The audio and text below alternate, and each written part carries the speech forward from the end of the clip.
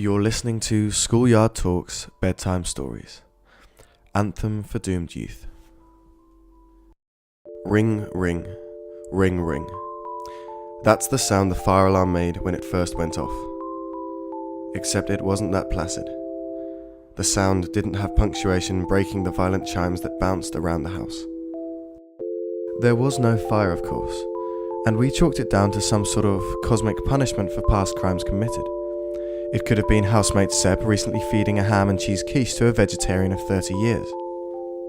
But using that true English spirit that has led us to colonise and then decolonise lots of places, we found an old pool cue and gently pushed it into that little button on the casing of the alarm.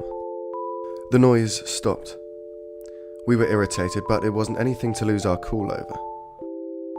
2 days later, I awake to the piercing sound of alarm bells. This time they are coloured with the chorus of housemate Tom shouting at the ceiling fitting. The cue technique isn't working. Over the past 2 days, the fire alarm had been going off intermittently.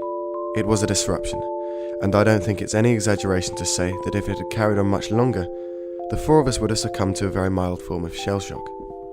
The sounds of bombs and mortars whizzing around us replaced by an eardrum-piercing screech exploding from various ceilings around the house.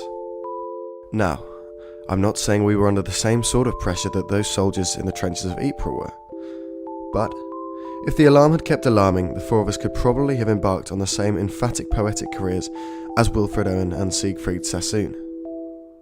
Actually make that three of us. On the morning that the fire alarm continuously howled at us, housemate Meg was at university. Still, 3 nationally famous poets under one roof isn't bad. It was really loud. If you've seen Christopher Nolan's Dunkirk, then you'll have an idea of what I'm talking about. There's that bit at the start when German planes swoop down over the beach, engines and arsenals screeching. Except unlike those lucky blighters on the beaches of Dunkirk, the screeching in our house didn't fly away after a little bit. After our attempts to contact the landlord were unsuccessful, we resolved that the only sensible thing to do would be to hole up in the Northumberland Hussar and wait for it all to blow over. And so we did. Well, housemate Seb and I did. We left housemate Tom braving the alarms whilst he packed for a weekend away.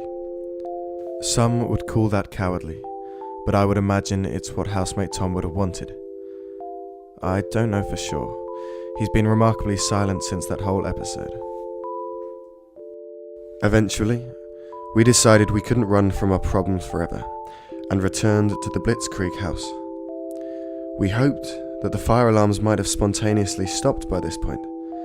Maybe there had actually been a fire, and burnt the place to the ground, taking the fire alarm's shrill squealing with it.